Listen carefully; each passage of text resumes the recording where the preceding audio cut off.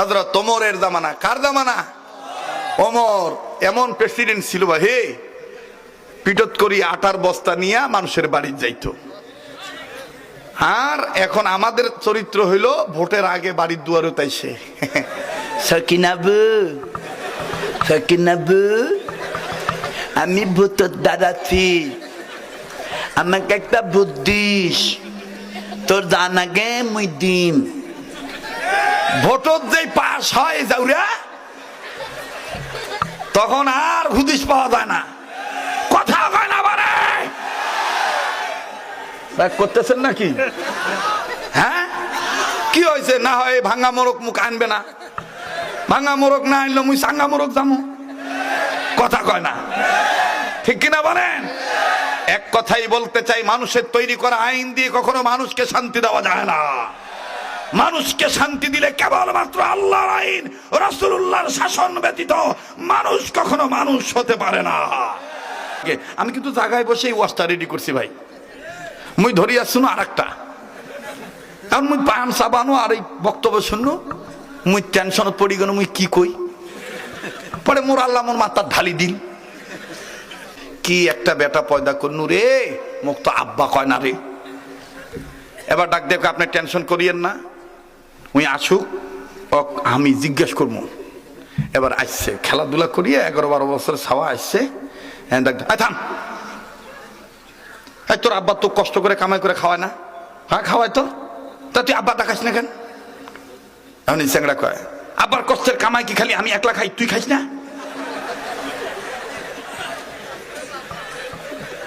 তুই আগে আব্বা খা।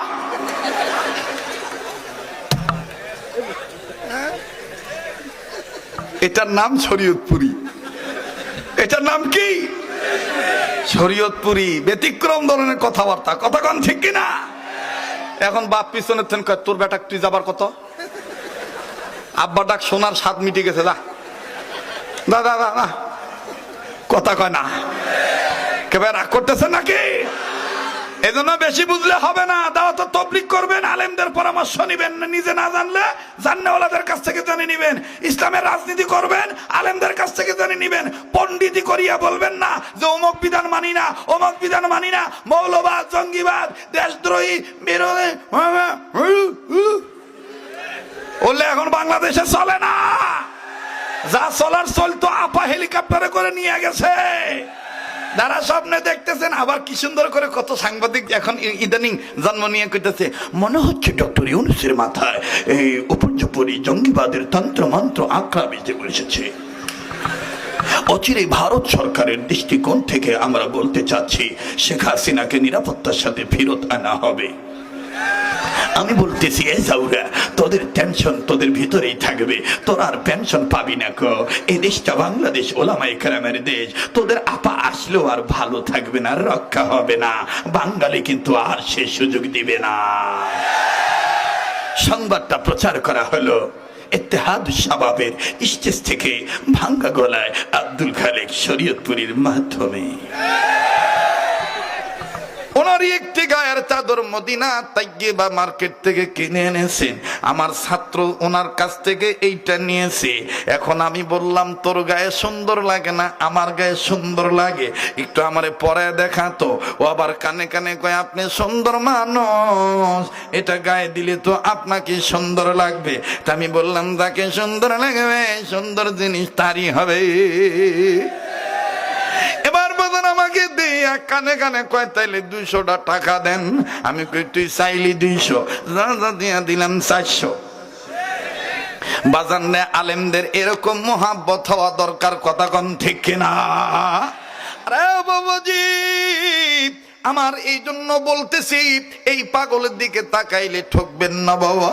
এই পাগলকে আমার আল্লাহ 2014 সাল থেকে শুরু করে 2025 পর্যন্ত শুধুমাত্র কোভিড-19 করোনার বছর, মহামারীর বছর ছাড়া প্রতি বছর আমার বন্ধুগণ আল্লাহ তাআলা আরাফাতের ময়দানে নিয়ে যায়।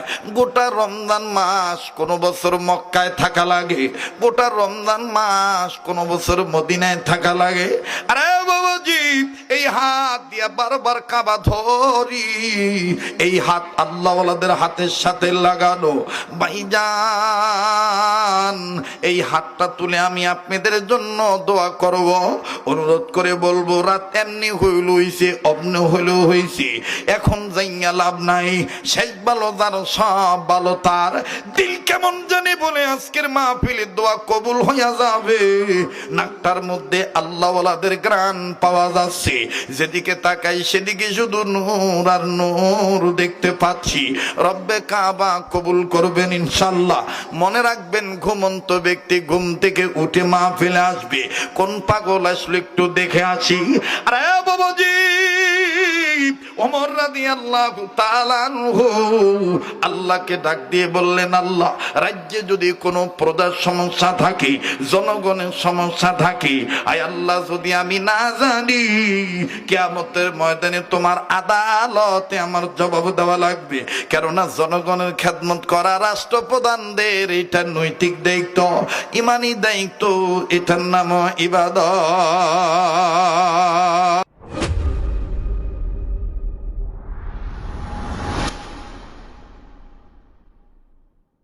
এবারে ভোট দেব ভাই সেই মানুষের যে মানুষ পক্ষে থাকে আল কোরআনে। দেখেন তো কার চাপা লড়ে না, কে কথা কয় না, বা কে এখনো চেতন হয় নাই, দেখেন তো একটু। এবারে ভোট দেব ভাই সেই মানুষের যে মানুষ পক্ষে থাকে আল কোরআনের। নারায়ে তাকবীর,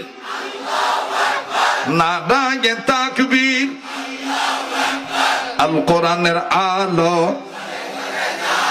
কোরআন হাদিস যেখানে, আলেম উলামা যেখানে, ইসলামী রাজনীতি আছে যেখানে। আমাদের দেশে অনেক লোক বলে যে ইসলামের রাজনীতি নাই, কথা কয় না, রাজনীতি নাই, আস্তে কথা কয়, রাজনীতি নাই, ইসলামের রাজনীতি নাই।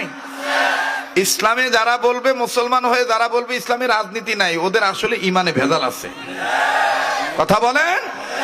সালাত কায়েম করা যেমন ফরজ, আল্লাহর জমিনে আল্লাহর আইন কায়েম করা ঠিক তেমনই ফরজ। আরে কায়েম করতে যায় যদি জিহাদ ফি সাবিলিল্লাহ গ্রহণ করে, নিজের জান, নিজের মাল, নিজের সম্পদ, নিজের রক্ত বিলিয়ে দিতে হয়। আল্লামা মারহুম দেলোয়ার হোসেন সাইদি রহমাতুল্লাহ আলাইহির শতাব্দীর শ্রেষ্ঠ রাহবারের ভূমিকা পালন করে যুগে যুগের যুগ শ্রেষ্ঠ মুজাহিদরা ইসলামের জন্য যেভাবে রক্ত দিয়ে গিয়েছে, আমরা রক্ত দিতে রাজি থাকবো। বাতিলের কাছে মাথা নত করে রাম বামের দালালি করব না, দালালি করব না।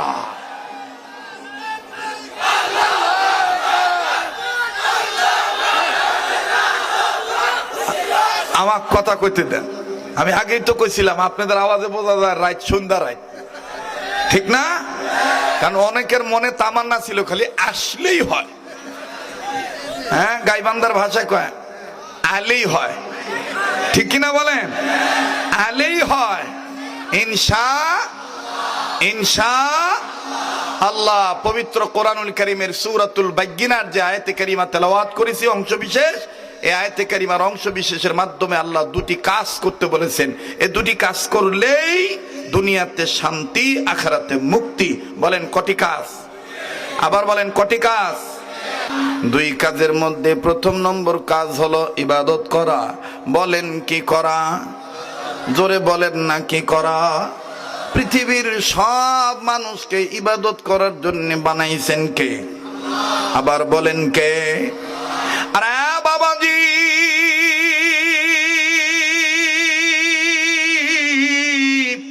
ইবাদত করার জন্য আমার আল্লাহ রাব্বুল আলামিন বানাইলেন। ভাই গো, এই ইবাদত কাকে বলে? রব্বুল আলামিন ডাক দিয়ে বললেন, তোমরা যেটা ইবাদত মনে করো এটা ইবাদত নয়। ইবাদত কি, কাকে বলে? আমি আল্লাহ রব্বুল আলামিন বিধান জানায় দিলাম, ওয়া মা আতাকুমুর রাসূলু ফাখুযুহু ওয়া মা নাহাকুম আনহু ফান্তাহু।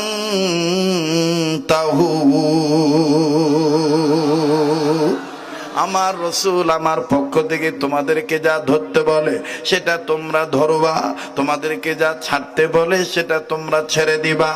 আমি আল্লাহর হুকুম মতে, আমার নবীর তরিকা মতে যেই কাজটা তোমরা করবা, যেইটা তোমরা ধরবা, এই ধরার নাম হবে ইবাদত। যেটা তোমরা ছেড়ে দিবা, এই ছাড়ার নাম হবে ইবাদত।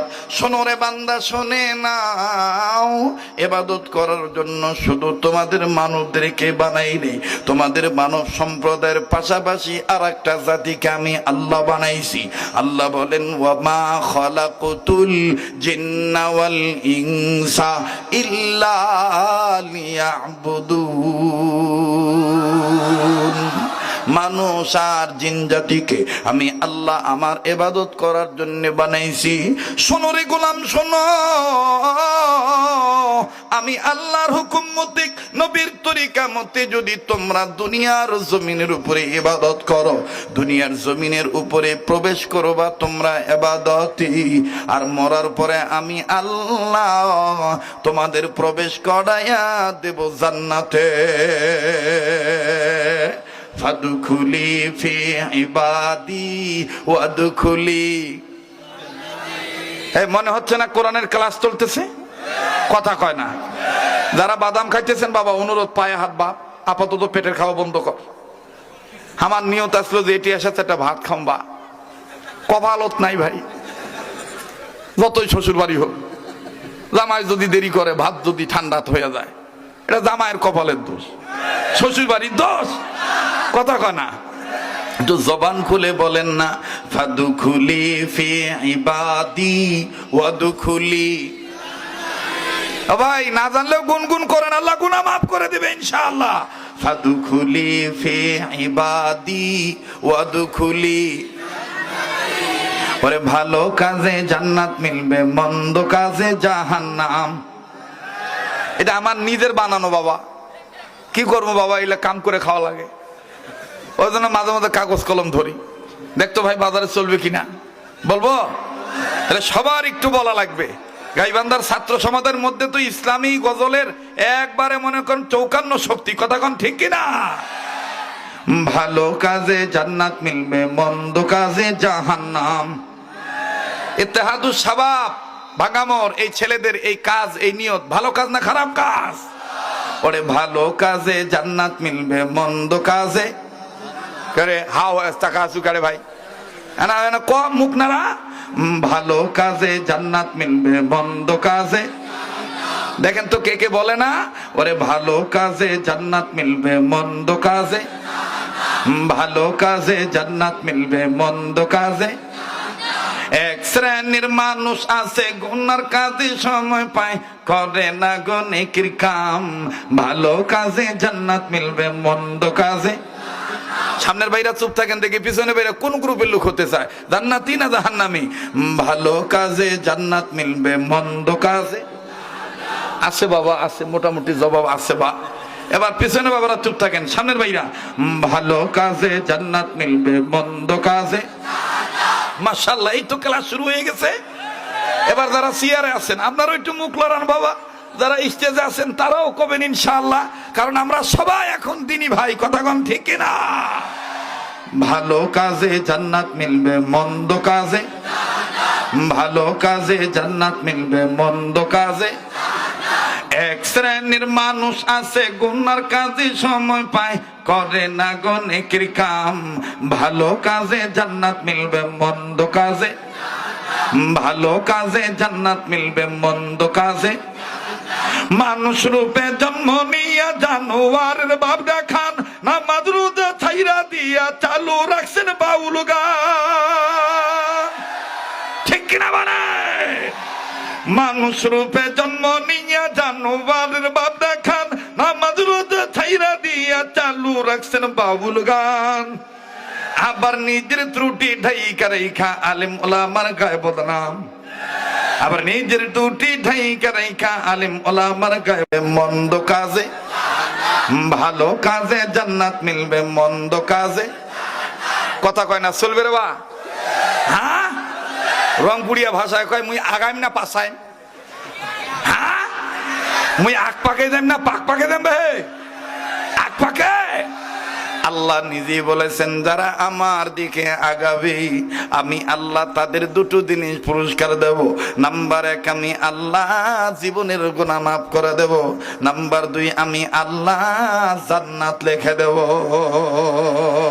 ওয়াল্লাহু ইয়াদউ ইলাল জান্নাতি ওয়াল মাগফিরাতি বিইজনিহি ওয়া ইউবাইয়িনু আয়াতিহি লিন-নাসি লাআল্লাহুম ইয়াতাযাক্কারুন। কথা বলেন কার কথা? এ কথাটা কার কথা? আরে ভাইয়া,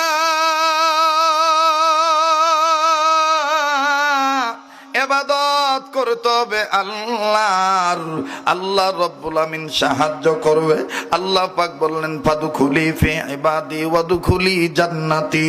তোমরা যদি দুনিয়ার জমিনে ইবাদতে প্রবেশ করো আমি আল্লাহ তোমাদেরকে মৃত্যুর পরে জান্নাত দিয়ে দেব।